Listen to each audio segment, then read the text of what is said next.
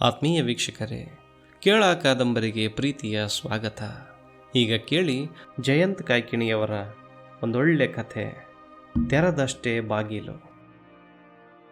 ಈಗಷ್ಟೇ ಏಳುವ ಮುಂಚೆ ನಡೆದ ಕನಸು.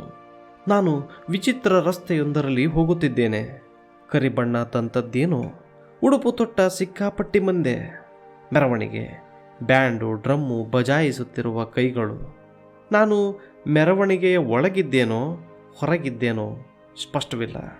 ತುಸು ಸಾಗಿದ ಫೇರಿ ಹಠಾತ್ತನೆ ದಿಡ್ಡಿ ಬಾಗಿಲೊಂದು ತೆರೆದಂತಾಗಿ ಅದರೊಳಗೆ ಹೊಕ್ಕಿತು. ಒಳಗೆ ಕಪ್ಪಗೆ ಹಬ್ಬಿಕೊಂಡ ಸ್ಮಶಾನ. ಅಮ್ಮ ಎನ್ನುವಷ್ಟರಲ್ಲಿ ಪಕ್ಕನೆ ಮಂದಿಯೆಲ್ಲ ಮಾಯ.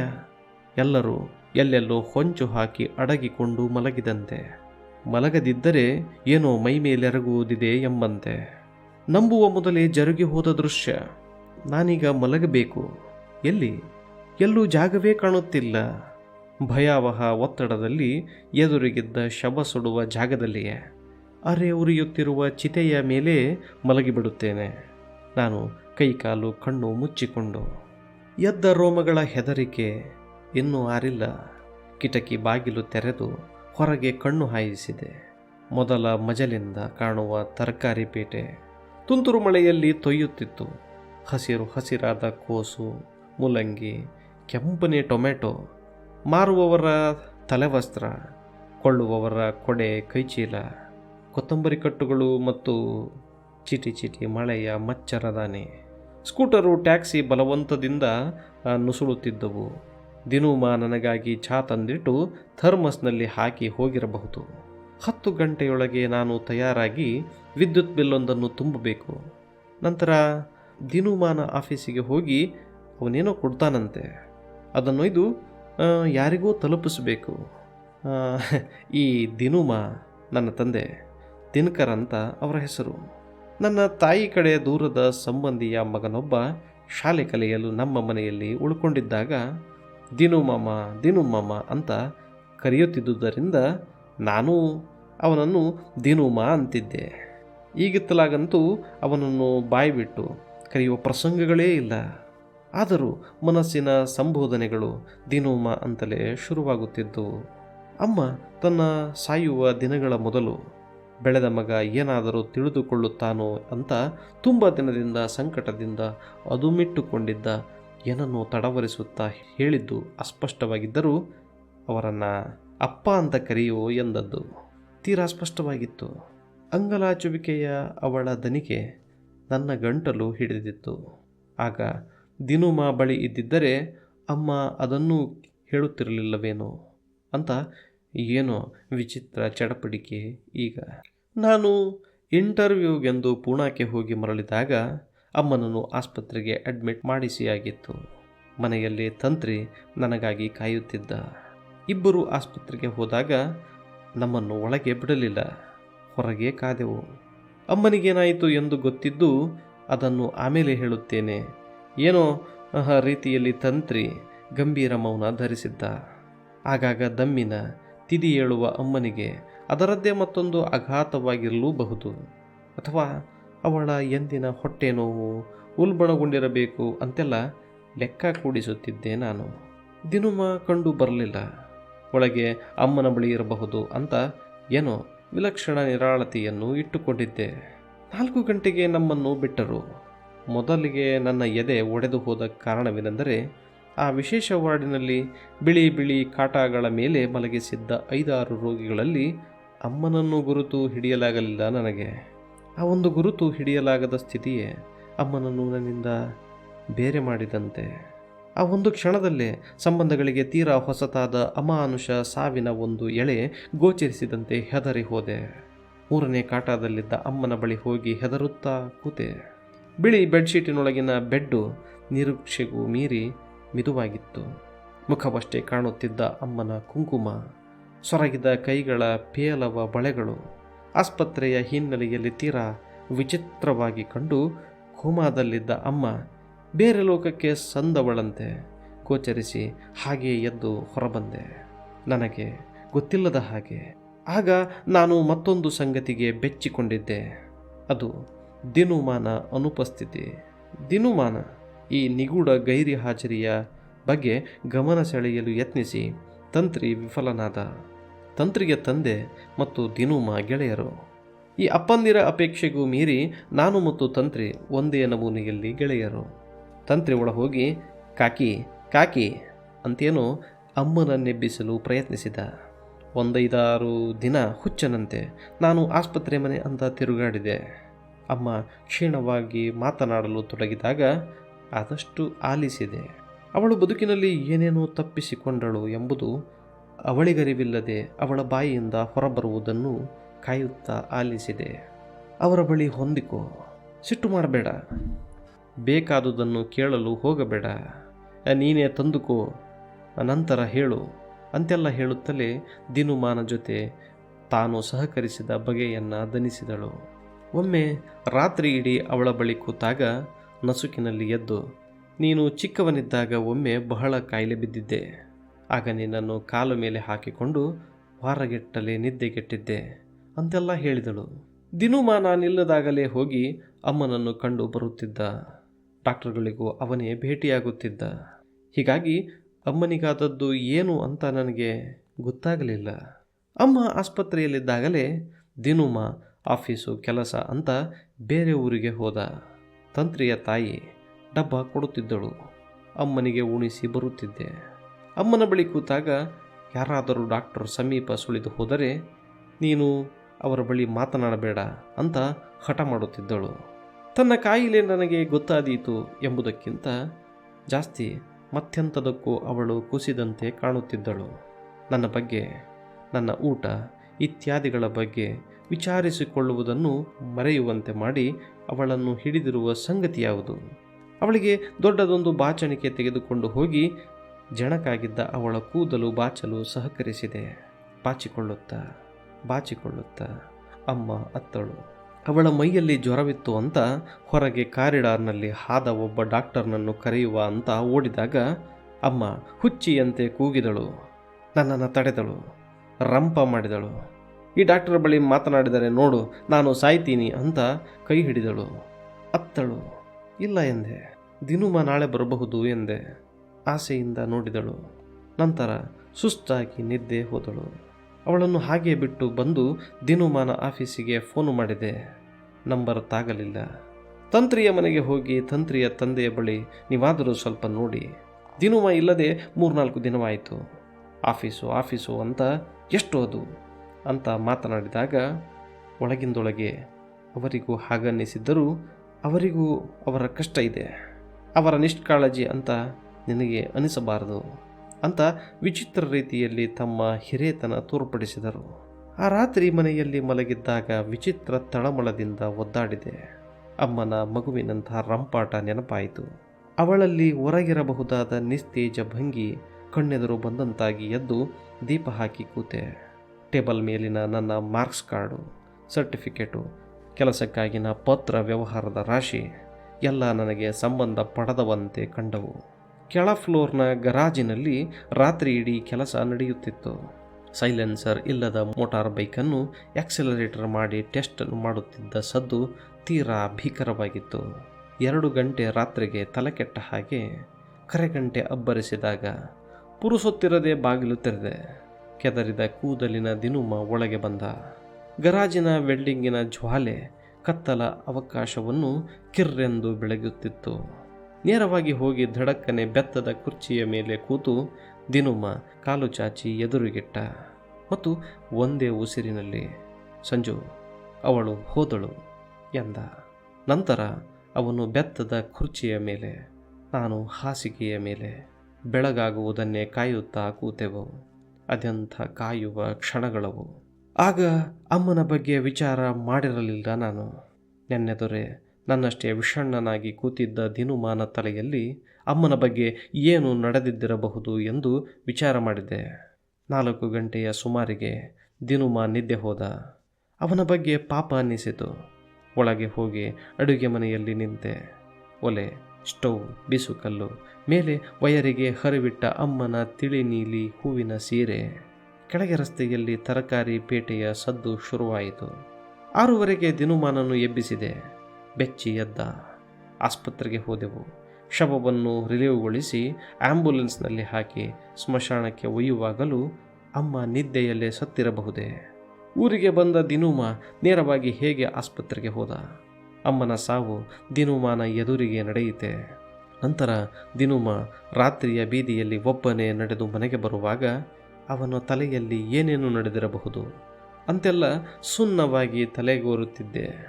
ಏನೇನೋ ಮಾಡಲು ಹೇಳಿದಾಗ ತುಸು ತಡೆದು ಗೈಯುತ್ತಿದ್ದೆ. ಇದಾದ ನಂತರ 1 ವಾರ ನಾನು ದಿನೂಮ ತಂತ್ರಿಯ ಮನೆಗೆ ಊಟಕ್ಕೆ ಹೋಗುತ್ತಿದ್ದೆವು. ನಂತರ ಒಂದಷ್ಟು ದಿನ ಹೋಟೆಲ್ಲು, ನಂತರ ಮನೆಯಲ್ಲಿಯೇ ಏನೇನೋ ಬೇಳೆ ಅನ್ನ ಇತ್ಯಾದಿ ಅವನು ಮಾಡುತ್ತಿದ್ದ. ಊಟ ಮಾಡುತ್ತಿದ್ದೆವು.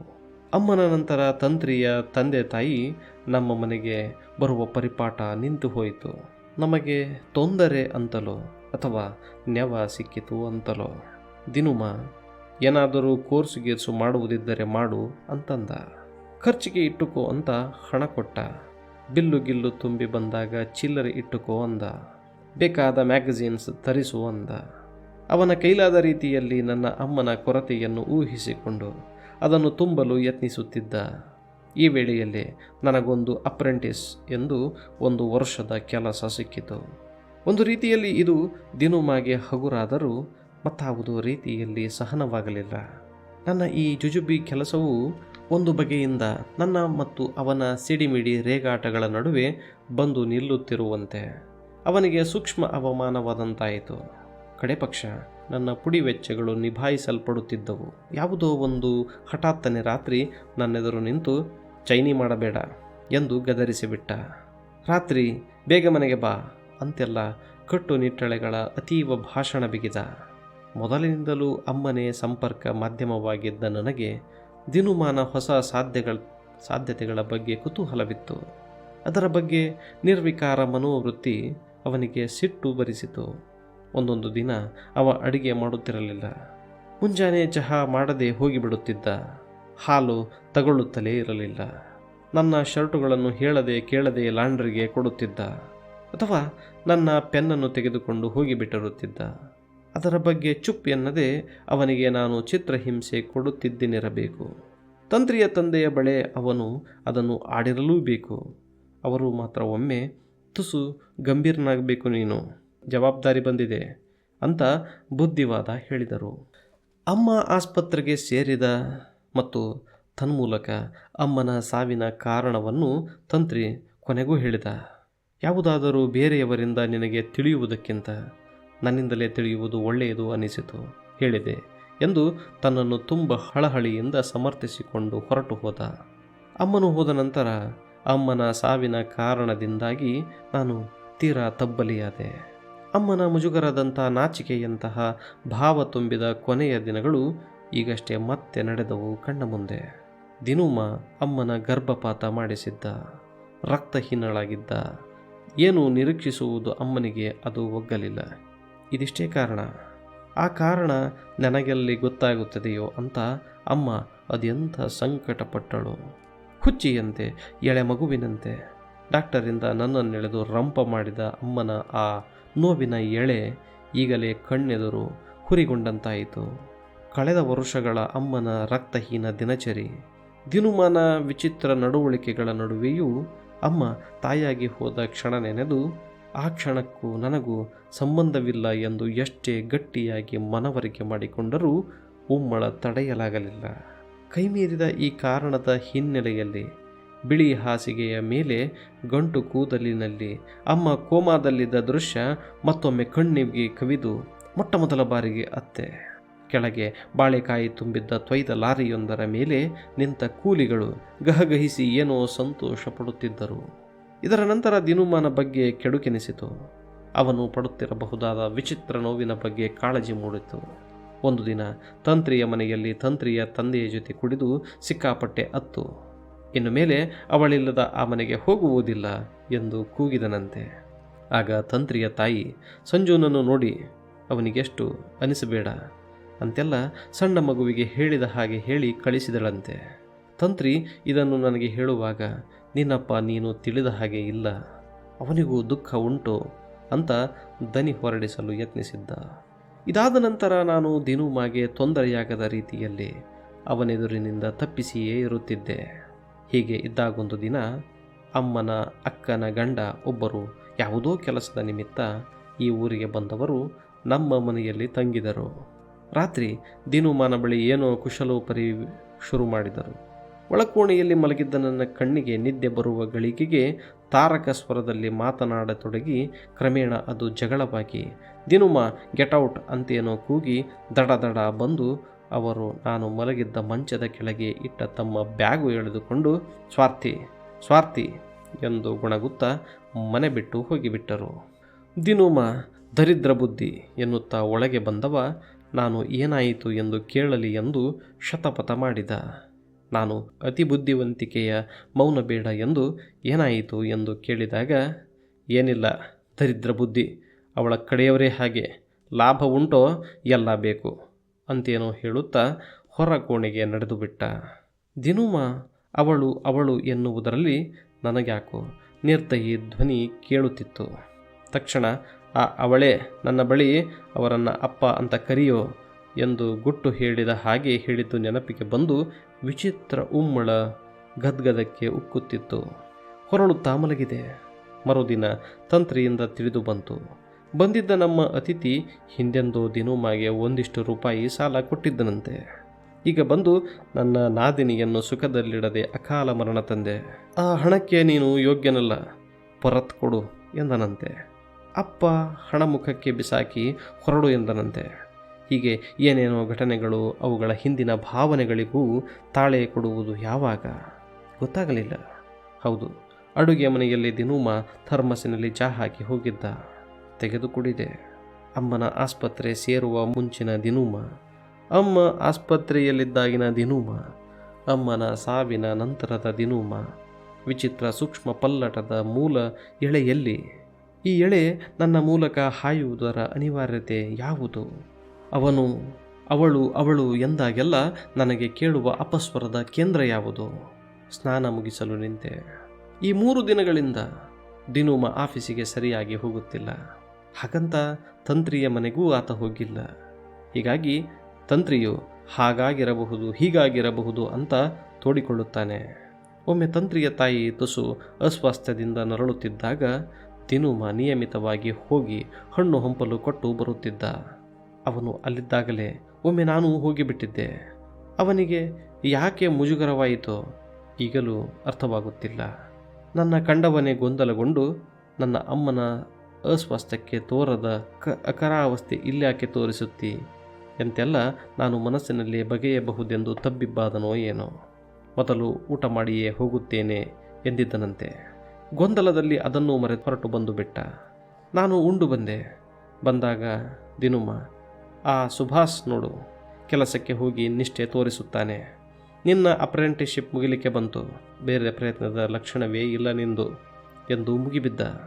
ಇದಕ್ಕೆ ಈ ವೇಳೆ ಬಿಟ್ಟರೆ ಬೇರೆ ಅವಕಾಶವೇ ಇಲ್ಲ. ಅವಸರ ಅವನ ಸರಣಿಯಾಗಿತ್ತು. ಅವನ ಎಂತೆಂಥ ನೋವುಗಳಿಗೂ ಇಂಥ ಸಿಟ್ಟು ಬಾಯಾಗಬಹುದೆಂದು ನಾನು ಸುಮ್ಮನೆ ಉಳಿದೆ. ನಡುರಾತ್ರಿ ಎದ್ದಾಗ ಕೋಣೆಯ ಬಲಗಡೆಯ ಕಿಟಕಿಯ ಬಳಿ ಒಂದು ಆಕೃತಿ ನಿಂತಂತೆ ತೋರಿತು. ಅಲುಗಾಡದೆ ಕಣ್ತೆರೆದು ದಿಟ್ಟಿಸಿದೆ. ದಿನುಮ ನಿದ್ದೆಗೆಡಿಸುವ ತನಕ ಅವನನ್ನು ಕಾಡುತ್ತಿರುವುದು ಏನು? ಕಾಡುವಷ್ಟರ ಮಟ್ಟಿಗಾದರೂ ನಿಜವಾಗಿಯೂ ಆ ಸಂಗತಿಯನ್ನು ಮಾತಿನ ಮೂಲಕ ಹೇಗೆ ಭರಿಸಲಿ ನಾನು? ನಿದ್ದೆ ಬೀಳಲಿಲ್ಲ ನನಗೆ. ನಿನ್ನೆ ರಾತ್ರಿಯೂ ದಿನುಮ ನನ್ನ ಬಳಿ ಸಿಕ್ಕಾಪಟ್ಟೆ ಮಾತನಾಡಲು ಯತ್ನಿಸಿದ. ಹಳೆಯ ರದ್ದಿ ಅಂಗಡಿಗೆ ಕೊಡು, ಮನೆ ಬಾಗಿಲಿಗೆ ಬರುವವರು ಕಡಿಮೆ ಹಣ ಕೊಡುತ್ತಾರೆ ಎಂದ. ನನ್ನ ಸಹೋದ್ಯೋಗಿಗಳನ್ನು ಮನೆಗೆ ಕರೆಯಲು ಹೇಳಿದ. ಅಂಥವರ ಗೆಳೆತನ ಪ್ರಯೋಜನಕ್ಕೆ ಬರುತ್ತದೆ ಅಂತ ಹೇಳಿದ. ದಿನುಮಾಗೆ ಅಡ್ಡ ವೇಳೆಯಲ್ಲಿ ಚಹಾ ಕುಡಿಯುವ ವಾಡಿಕೆ ಇತ್ತು. ರಾತ್ರಿ 10ಕ್ಕೆ ಚಹಾ ಮಾಡಿಕೊಟ್ಟೆ. ಕುಡಿದ. ನಡುರಾತ್ರಿ ಎಂದಿನಂತೆ ಎದ್ದಾಗ ಹೊರಗೆ ದೀಪವಿತ್ತು. ಹೊರ ಬಂದಾಗ ಸೋಫಾದ ಮೇಲೆ ಒರಗಿ ಮಲಗಿದ್ದ. ಸೋಫಾದ ಮೇಲೆ ಅಮ್ಮ ಮನೆಯಲ್ಲಿ ಸಾಮಾನ್ಯವಾಗಿ ಉಡುತ್ತಿದ್ದ ಬಿಳಿ ಹೂವಿನ ತಿಳಿ ಪತ್ತಲ ಹಾಸಿಕೊಂಡಿದ್ದ. ಎದೆ ಭಾರವಾಯಿತು. ಒಳಗೆ ಹೋಗಿ ಚಾದರ್ ತಂದು ಹೊದಿಸಿ ದೀಪವಾರಿಸಿ ಒಳಗೆ ಬಂದು ಕಿಟಕಿಗೆ ನಿಂತೆ. ಕೆಳಗೆ ಒದ್ದೆ ರಸ್ತೆ ಹಗಲೆಲ್ಲ ತರಕಾರಿ ಮಾರಿದ ಅವಶೇಷಗಳಲ್ಲಿ ರಾಡಿಯಾಗಿ ಮಂಕು ಬೀದಿ ದೀಪಗಳಡಿ ನಿದ್ದೆ ಇಲ್ಲದೆ ಜಾಗರಣೆ ಮಾಡುತ್ತಿತ್ತು. ಅನಾಮಧೇಯ ಸ್ಟೇಷನ್ನೊಂದನ್ನು ರೇಡಿಯೋದಲ್ಲಿ ಜೋರಾಗಿ ಹಚ್ಚಿಕೊಂಡಿದ್ದ ಟ್ಯಾಕ್ಸಿಯೊಂದು ಭರ್ರೆಂದು ಹಾದು ಹೋಯಿತು. ಸ್ನಾನ ಮಾಡಿ ಹೊರಗೆ ಬಂದಾಗ ತಂತ್ರಿ ಬಂದು ಕೂತಿದ್ದ. ಅಪ್ಪ ಕರೆಯುತ್ತಾರೆ, ಬರಬೇಕಂತೆ ಎಂದ. ಫ್ಲಾಸ್ಕ್ನಲ್ಲಿ ಉಳಿದಿದ್ದ ಚಹಾವನ್ನು ಅವನಿಗೆ ಕೊಟ್ಟೆ. ನನಗೆ ಇಲೆಕ್ಟ್ರಿಕ್ ಬಿಲ್ಲು ತುಂಬುವುದುಂಟು. ನಂತರ ದಿನುಮಾನನ್ನು ಅವನ ಆಫೀಸ್ನಲ್ಲಿ ಭೇಟಿಯಾಗಬೇಕು. ಆಮೇಲೆ ನಿಮ್ಮ ಮನೆಗೆ ಹೋಗುವ ಎಂದೆ. ದಿನುಮಾನದೇ ಸುದ್ದಿ, ಏನೋ ಅರ್ಜೆಂಟ್ ಉಂಟಂತೆ, ಅಪ್ಪ ಹೇಳ್ತಿದ್ದಾನೆ ಎಂದ. ತಯಾರಾಗಿ ಎದ್ದು ಹೊರಟೆವು. ಗಲೀಜು ರಸ್ತೆಯಲ್ಲಿ ನಡೆದು ಬಿಸಿಲಿನಲ್ಲಿ ಬ್ರಿಡ್ಜ್ ಏರಿ ಇಳಿದು ಇಲೆಕ್ಟ್ರಿಕಲ್ ಬಿಲ್ಲಿನ ಕ್ಯೂನಲ್ಲಿ ನಿಂತೆವು. ನನಗೀಗ ಮಾತನಾಡುವುದು ತುಂಬ ಅವಶ್ಯಕವೆನಿಸಿಬಿಟ್ಟಿತ್ತು. ಮಾತಾಡಿ ಮಾತಾಡಿ ನನ್ನೊಳಗಿನ ಅಮೂರ್ತ ದಿಗಿಲುಗಳು ಮೂರ್ತಗೊಳ್ಳುವುದನ್ನು ನೋಡಬೇಕಿತ್ತು. ಮಾತಿನಲ್ಲಾದರೂ ಅವುಗಳಿಗೊಂದು ಸುಸಂಗತ ಕ್ರಮ ಕಲ್ಪಿಸಬೇಕಿತ್ತು. ಹೀಗಾಗಿ ತಂತ್ರಿಯ ಸ್ವಂತ ಅರ್ಥಾರೋಪದ ಎಂಥ ಸಾಧ್ಯತೆಗಳನ್ನೂ ಲೆಕ್ಕಿಸದೆ ಭರ ಮಾತನಾಡತೊಡಗಿದೆ. ಚತುರತೆಯ ಅಧಿಕ ಪ್ರಸಂಗದ ಎಲ್ಲ ಬಗೆಗಳನ್ನು ಬಕ ಆಡಿದೆ. ತಂತ್ರಿ ನಡುವೆ ಮೆತ್ತಗೆ, ಇವತ್ತು ದಿನುಮಾ ಮತ್ತು ಸರೋಜಿನಿಯರ ಸಂಬಂಧದ ಬಗ್ಗೆ ಮಾತನಾಡಬೇಕೆಂದಿದ್ದಾರೆ ಅಪ್ಪ ಎಂದು ಈವರೆಗೆ ಅಸ್ಪಷ್ಟವಾಗಿ ಮರೆಯಲ್ಲಿ ನಿಂತಿದ್ದ ಸರೋಜಿನಿಯನ್ನು ಒಮ್ಮೆಲೆ ಮುಂದೆ ನೂಕಿದ. ಈ ತನಕ ದಿನುಮಾನ ಪ್ರಭಾವಲಯಕ್ಕೆ ಎಂದೂ ಬಾರದೆ ಇದ್ದ ಸರೋಜಿನಿಯನ್ನು ಹೊಸದಾಗಿ ಆವಾಹನೆ ಮಾಡಬೇಕಾಯಿತು. ಈಗ ದಿನುಮಾನ ಒತ್ತಡದ ಮೂರ್ತೀಕರಣಕ್ಕಾಗಿ. ಹಾಗೆ ನೋಡಿದರೆ ಸರೋಜಿನಿಯ ಮತ್ತು ದಿನುಮಾನ ಸೂಕ್ಷ್ಮ ಸಂಬಂಧವನ್ನು ಕೆಲ ದಿನಗಳ ಹಿಂದೆಯೇ ಅಸ್ಪಷ್ಟವಾಗಿ ಸೂಚಿಸಿದ್ದ ತಂತ್ರಿ ನನ್ನ ನಿರುದ್ವಿಗ್ನ ಪ್ರತಿಕ್ರಿಯೆಯಿಂದ ನಿರಾಶನಾಗಿದ್ದ. ಮತ್ತು ದಿನದಿಂದ ದಿನಕ್ಕೆ ದಿನುಮಾ ಸರೋಜಿನಿಯರ ಸಂಬಂಧ ಗಟ್ಟಿಯಾಗುತ್ತಾ ಹೋಗುತ್ತಿರುವುದನ್ನು ಎಲ್ಲ ಪುರಾವೆಗಳನ್ನು ಹೆದರುತ್ತಲೇ ಹೇಳತೊಡಗಿದ. ನನಗಾಗದ ಅಘಾತಕ್ಕೆ ಅಚ್ಚರಿಪಟ್ಟು ಅವನು, ಛೆ ನಿನಗಿದು ಮೊದಲೇ ಗೊತ್ತಿದ್ದಿರಬೇಕು ಅಲ್ಲ, ಸುಳ್ಳು ಹೇಳಬೇಡ, ನನಗೆ ಗೊತ್ತೇ ಇತ್ತು ಅಂತೆಲ್ಲ ಕಿರಿಕಿರಿ ಹುಟ್ಟಿಸಿದಾಗ, ನೀನಿದನ್ನು ಹೇಳಿದ್ದರಿಂದ ನಿನ್ನ ತಲೆಗೆ ಯಾವ ಪಾಪವೂ ಕಟ್ಟಿಕೊಂಡಿಲ್ಲ, ಸುಮ್ಮನೆ ತಲೆ ತಿನ್ನಬೇಡ ಅಂತ ಅವನನ್ನು ನೋಯಿಸಿಬಿಟ್ಟಿದ್ದೆ.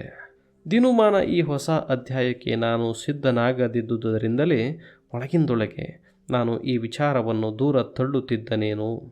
ಅಲ್ಲ, ಅವರಿಗೆ ಹೊಣೆಗಾರಿಕೆ ಇರಬೇಕಿತ್ತಪ್ಪ, ವಿಶೇಷತಃ ಇಷ್ಟೊಂದು ಪ್ರಬುದ್ಧನಾದ ನೀನು ಇರುವಾಗ ಅಂತೆಲ್ಲ. ತಂತ್ರಿ ಅದು ನನ್ನ ಪರವಾಗುತ್ತದೆ ಅಂತ ತಪ್ಪು ತಿಳಿದಾಗ, ಈ ಬಗೆಯ ನಿನ್ನ ಚಾಡಿ ಸುಖದಿಂದ ನನಗೆ ಏನೂ ಲಾಭವಿಲ್ಲ ಅಂತ ಮುಖದ ಮೇಲೆ ಹೊಡೆದ ಹಾಗೆ ಹೇಳಿಬಿಟ್ಟೆ. ತೆಪ್ಪಗೆ ನಡೆಯುತ್ತಿದ್ದ. ಪಾಪ ಅನ್ನಿಸಿತು.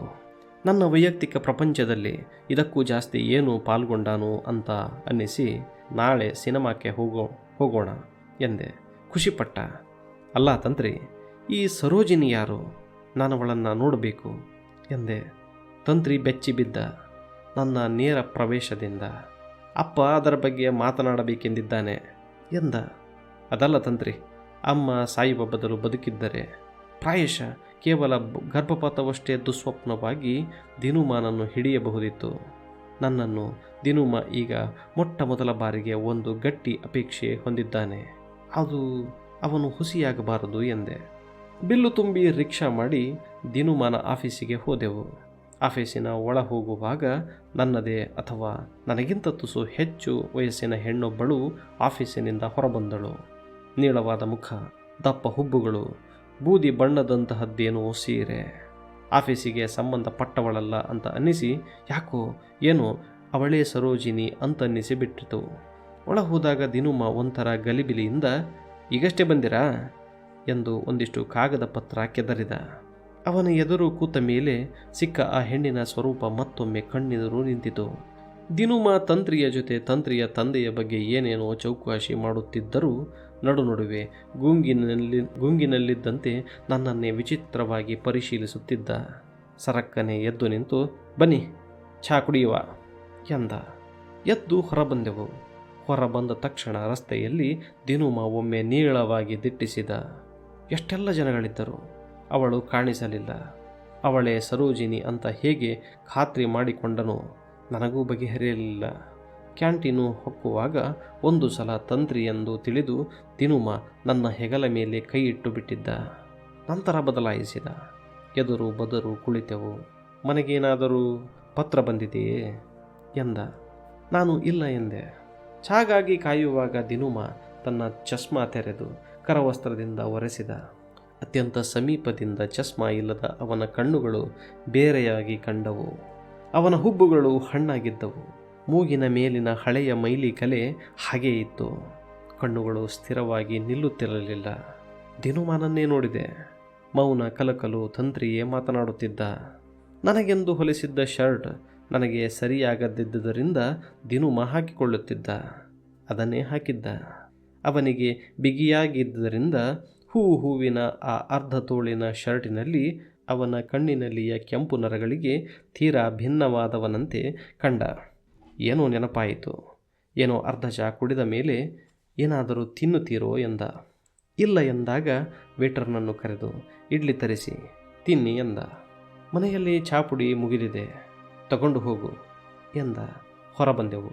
ನಾನು ಸರೋಜಿನಿಯನ್ನು ನೋಡಿರಬಹುದು ಎಂಬ ಅವನ ಊಹೆಯೇ ಅವನು ಎಷ್ಟೋ ಒತ್ತಡವನ್ನು ಕಡಿಮೆ ಮಾಡಿರಬಹುದೇ. ಸಂಜೆ ಮನೆಗೆ ಬರಲು ತುಸು ತಡವಾದೀತು ಎಂದು ಹೇಳಿ ಆಫೀಸಿಗೆ ಹೋದ. ನಾವು ಮುಂದೆ ನಡೆದವು. ದಿನುಮಾನಿಗೆ ಬೇಕಾದುದೇನು ನನ್ನಿಂದ ಶಕ್ಯವಾಗದ್ದದ್ದೇನು ಅಮ್ಮನಾಗಿ ಒದಗದಿದ್ದುದೇನು ಸರೋಜಿನಿಯಾಗಿ ಘಟಿಸುತ್ತಿರಬಹುದು. ಸರೋಜಿನಿಯ ಬಗ್ಗೆ ಗೌರವದಂತಹದ್ದೇನೋ ಉಕ್ಕಲಾರಂಭಿಸಿತು ನನಗೆ. ನಾನು ಆಗ ನೋಡಿದ ಹೆಣ್ಣೆ ಸರೋಜಿನಿ ಆಗಬೇಕಿತ್ತು ಅಂತ ಹುಂಬು ಹೊಟ್ಟದ ಶ್ವಾಸ ಬಿಟ್ಟೆ. ತಂತ್ರಿಯ ಮನೆಗೆ ಹೋಗುವಾಗ ರಗಳೆ ಅನ್ನಿಸಿತು. ತಂತ್ರಿ, ನಾನು ಮನೆಗೆ ಹೋಗುತ್ತೇನೆ ಎಂದೆ. ತುಂಬ ಅರ್ಜೆಂಟ್ ಅಂತ ಹೇಳಿದ್ದಾರೆ ಅಪ್ಪ ಎಂದ. ಇರಲಿ ಬಿಡು ಅಂತ ಅವನನ್ನು ಅರ್ಧಕ್ಕೆ ಬಿಟ್ಟು ಚಹಾ ಪುಡಿ ಬ್ರೆಡ್ಡು ತಗೊಂಡು ಮನೆಗೆ ಬಂದೆ. ಮಧ್ಯಾಹ್ನ ಹಾಸಿಗೆಯಲ್ಲಿ ಬಿದ್ದುಕೊಂಡಾಗ ಬರೀ ಸರೋಜಿನಿಯದೇ ನಿಲುವು. ದಿನುಮಾನ ಆಫೀಸಿನಿಂದ ಅವಳು ಹೊರಬಂದು ಹಾದು ಹೋದ ಬಗ್ಗೆ ಅವಳ ಆ ಸ್ಪಷ್ಟವಾದ ನಿಲುವಿನಲ್ಲೇ ದಿನುಮಾನಿಗೆ ಜೀವ ತುಂಬುವ ಶಕ್ತಿ ಇದೆ. ಅವಳ ನಡುಗೆಯ ವಿಚಿತ್ರ ಜೀವೋನ್ಮೇಷಕ ವಿಶ್ವಾಸದಲ್ಲಿ ಏನೋ ಒಂದಿದೆ. ಎದ್ದು ಚಹಾಕ್ಕೆಂದು ಸ್ಟವ್ ಹಚ್ಚುವಾಗ ಬಂದ ಸೀಮೆ ಎಣ್ಣೆಯ ವಾಸನೆಗೆ ಅಮ್ಮನ ನೆನಪಾಯಿತು. ದಿನುಮಾನಿಗೆ ನನ್ನಲ್ಲಿ ಅಮ್ಮ ಕಾಣುತ್ತಿದ್ದಿರಬಹುದೇ. ಸರೋಜಿನಿಯಾಗಿ ಬಂದಿರುವ ಅವನ ಹೊಸ ಸಾಧ್ಯತೆಗೆ ನೀತಿ ಗೀತಿ ಇತ್ಯಾದಿ ದರಿದ್ರ ಎಳೆಗಳು ಸೇರಿಕೊಳ್ಳಲು ನನ್ನ ಇರುವಿನ ನಿಮಿತ್ತವೇ ಸಾಕಲ್ಲ. ಏನೋ ಚಡಪಡಿಕೆ ಶುರುವಾಯಿತು. ಮತ್ತೆ ಹೋಗಿ ಮಲಗಿದೆ. ಬಿಟ್ಟು ಬಿಟ್ಟು ಕರೆಗಂಟೆ ಒತ್ತೆದಂತಾಗಿ ಅರೆನಿದ್ದೆ ಹಾರಿಹೋಯಿತು. ತಂತ್ರಿ ಬಂದ ಅಂತ ಎದ್ದು ಹೋಗಿ ಬಾಗಿಲು ತೆರೆದೆ. ಸಿಕ್ಕಾಪಟ್ಟೆ ಮಳೆ ಹೊಡೆದು ನಿಂತು ಹವೆ ಹನಿ ಹನಿಯಾಗಿ ತೊಟ್ಟಿಕೊತ್ತಿತ್ತು. ರಸ್ತೆಯಿಂದ ಚಳಿ ಹಿಡಿದ ಗಾಳಿ ನುಗ್ಗಿತು. ಕನಸಿನಂತೆ ಅವಳೇ ನಿಂತಿದ್ದಳು ಸರೋಜಿನಿ. ಅದೇ ಸೀರೆ, ತುಸು ಒದ್ದೆಗೂದಲು. ತುಸು ಬಿಟ್ಟು ಕ್ಷಮಿಸಿ ಎಂದಳು. ಸಂಜು ಅಲ್ಲವೇ ಎಂದಳು. ಹೌದು ಎನ್ನುತ್ತಾ ಬಾಗಿಲು ತೆರೆದೆ. ಒಳಗೆ ಬಂದಳು. ವಿಚಿತ್ರ ಕಣ್ಣುಗಳಿಂದ ಮನೆಯನ್ನು ನೋಡಿದಳು. ದಿನುಮಾನ ಖಾಸಗಿ ಸಂಗತಿಗಳನ್ನು ಮೊದಲ ಬಾರಿಗೆ ನೋಡುತ್ತಿರುವ ಆತಂಕ ಅವಳ ಕಣ್ಣಲ್ಲಿತ್ತು. ನಾನು ಘಟನೆಯನ್ನು ನಂಬುತ್ತಲೇ ತಬ್ಬಿಬ್ಬಿನಲ್ಲಿ ಒಳಹೋಗಿ ರಪರಪ ನೀರೆರಚಿ ಮುಖ ಒರೆಸಿ ಅಡುಗೆ ಕೋಣೆಗೆ ಹೋಗಿ ಒಂದು ಕ್ಷಣವಂತೂ ಅವಳು ಹೊರಗೆ ಇದ್ದಾಳೆ ಎಂಬುದನ್ನು ಮರೆತು ಅವಕ್ಕಾಗಿ ಬಿಕೋ ನಿಂತೆ. ನಂತರ ಬಂದೆ. ನಾನು ಸರೋಜಿನಿ ಅಂತ ಬಾಲವಾಡಿಯೊಂದರಲ್ಲಿ ಕಲಿಸುತ್ತಿದ್ದೇನೆ. ನನ್ನ ಬಗ್ಗೆ ನಿಮ್ಮ ದಿನುಮ ಹೇಳಿರಲಿಕ್ಕಿಲ್ಲ ಎನ್ನುತ್ತಾ ಕುಳಿತುಕೊಂಡಳು. ಅವಳ ಬಾಯಲ್ಲಿ ಸಲೀಸಾಗಿ ಬಂದ ದಿನುಮ ಶಬ್ದ ಯಾಕೋ ನನ್ನ ತಬ್ಬಿಬ್ಬನ್ನು ತುಸು ನೀವಿಕೊಂಡು ಹೋಯಿತು. ನನ್ನೊಳಗಿನ ಒತ್ತಡವನ್ನು ಮೀರಲು ನಡೆಸಿದ ಅವಳ ಸಾಹಸ, ಅವಳ ಸಹಜ ಮಾತುಗಳನ್ನು ಮೀರಿ ಗೋಚರವಾಗುತ್ತಿತ್ತು. ಅವಳಿಗಿಂತ ಹೆಚ್ಚು ವಿಷಣ್ಣನಾಗುತ್ತಾ ನಡೆದೆ ನಾನು. ಮಾತುಗಳಿಗೂ ಆಚೆ ನಿಂತ ನಿಜದ ನಿಚ್ಚಳದ ಭಯ ಅಭೇದ್ಯ ಮೌನವಾಗಿ ನಿಂತು ಬಿಟ್ಟಿತ್ತು.